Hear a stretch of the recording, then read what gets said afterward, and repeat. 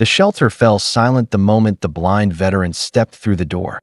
Daniel Hayes paused, tapping his cane softly, sensing dozens of nervous breaths, shifting paws, and cage doors vibrating in the dim hallway.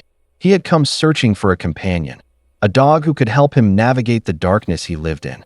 He couldn't see the dogs staring at him, but he could feel their silence, except for one, because nothing could have prepared him for the sound that ripped through the hallway the moment he arrived. A deep, thunderous growl, not just angry, but broken. Handlers froze. "Sir, stay back.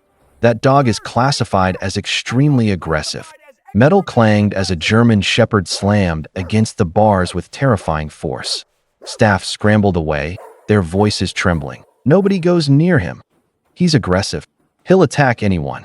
He's dangerous. He's failed every rehabilitation attempt." But Daniel didn't move, that he didn't turn away, that he lifted his face toward the cage, listening deeper than sight ever could. And in that tortured growl, he heard something no one else bothered to notice. Grief, fear, a soul calling out, ignoring every warning. Daniel took one slow step forward. The dog stopped, his breath hitched, his growl faded, and he pressed his head gently against the bars.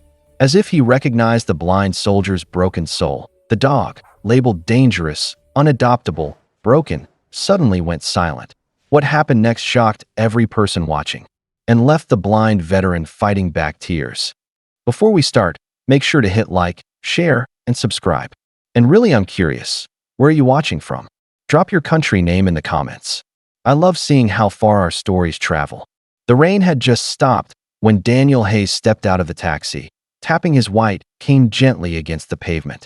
The retired Marine moved with quiet confidence, but anyone watching could see the weight he carried, the kind that didn't come from his blindness alone. His dark glasses hid the scars around his eyes. Yet nothing could hide the loneliness etched into the lines of his face. That he paused at the entrance of the retired K9 rehabilitation facility, listening carefully. Metal doors buzzed open, and distant barks echoed through the hallway like a storm waiting to break. Daniel took a slow breath. "This is it," he murmured to himself. That a staff member hurried over. "Sir, are you sure you want to do this? We have calm dogs, friendly ones." Daniel smiled faintly. "I'm not here for easy." They led him down the long corridor, the air thick with the scent of metal, disinfectant, and anxiety. Cages lined both sides, each holding a dog with its own story of duty, bravery, and heartbreak. Daniel stopped often, kneeling, letting the dogs sniff his hands. Some wagged their tails. Some barked with uncertainty. But none of them stirred anything in him. Not that pull he was searching for. At the end of the hallway, he sensed the staff stiffen. One whispered, "Sir, the last dog isn't adoptable." Daniel tilted his head slightly. "Show me anyway." The moment Daniel stepped toward the final cage, the air shifted, sharp, tense, electric. A deep growl rumbled from inside, low at first, then rising like a warning siren.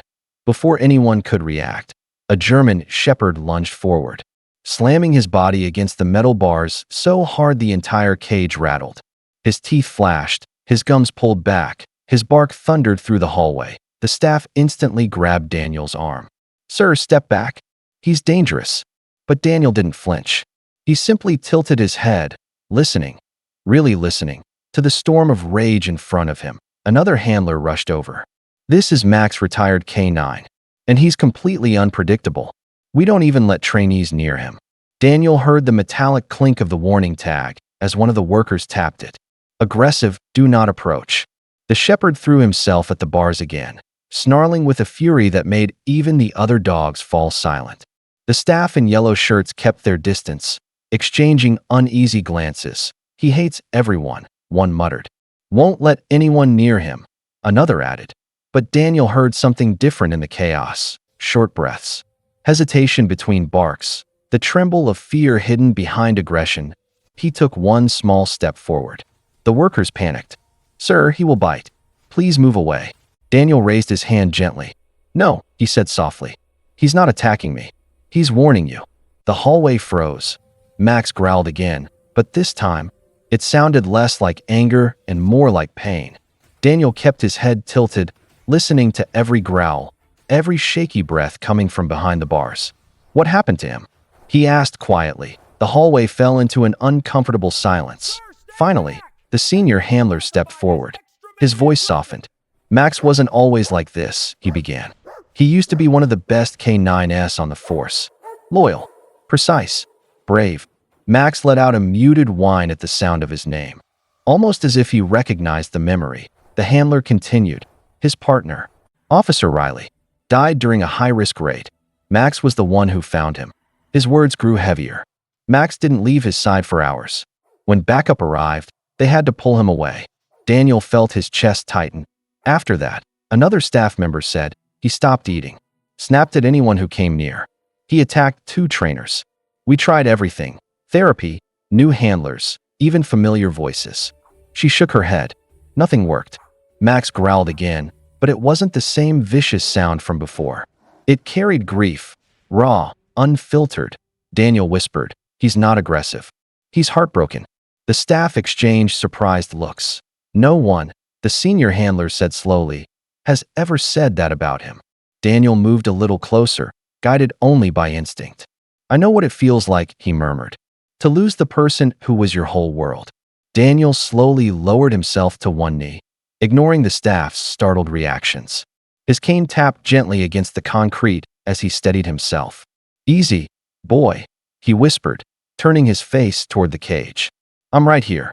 Max's growl deepened, echoing through the hallway like thunder trapped behind steel. His muscles tensed, ready to strike again. But then, he froze. The German shepherd lifted his nose, sniffing the air with sharp, deliberate breaths. His growl softened, replaced by confused whines. Daniel remained perfectly still, sensing every shift in the dog's energy. One of the workers whispered nervously, He's never stopped mid-lunge." Max stepped back from the bars, head tilted, ears twitching. He took another sniff, this time slower, almost gentle. Daniel's voice remained calm. "You smell it, don't you? Pain recognizes pain." The dog inched closer, until his nose brushed the cold metal just inches from Daniel's hand. His body trembled, not with rage, but with a fear he didn't know how to show. A stunned silence filled the corridor. Then, shocking everyone, Max pressed the side of his head against the bars. Right next to Daniel's fingertips, the senior handler gasped. "Oh my God, he's asking for touch." Daniel exhaled shakily and slowly placed his palm against the metal, letting Max feel the warmth through the barrier. Max's tail moved. Just once. A small, hesitant wag that told a story on its own. 2 wounded soldiers had just found each other. The staff stared in disbelief, as if the moment might shatter if anyone breathed too loudly. Max, the same dog who attacked every handler, was now quietly leaning against the bars, his breath slow and unsure. Daniel lowered his hand. "I want to go in," he said softly. The senior handler nearly choked. "Inside?" "Sir, absolutely not." "He's calm now, but that can change in a second." Daniel turned his head toward the man, his voice steady. "You said he hasn't trusted anyone in months. Let me try." The handlers exchanged troubled glances. One whispered, "If we separate them, it might break whatever progress just happened." Another reluctantly nodded. "We'll supervise. But one wrong move, we pull you out." They unlocked the gate with trembling hands. Daniel stepped inside the enclosure, feeling the shift in air. Max lifted his head, stiffening instantly.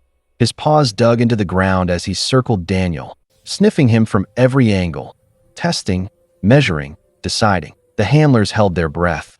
Daniel stayed perfectly still. "It's okay, buddy. I'm not going anywhere." Max stopped behind him, silent.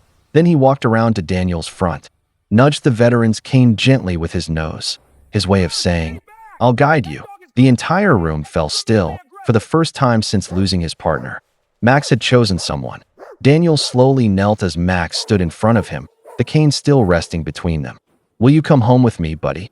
he whispered, uncertain if the dog could understand the weight behind those words. For a moment, Max just stared, his ears forward, his breathing steady, studying the man who didn't fear him, didn't judge him, didn't see him as broken. Then it happened. Max lowered himself carefully, inch by inch, until he sat directly in front of Daniel. The once aggressive K9 lifted his paw and placed it gently on Daniel's knee. Gasps erupted behind them. "That's impossible," a handler whispered. "He's never shown submission to anyone." Daniel's breath hitched.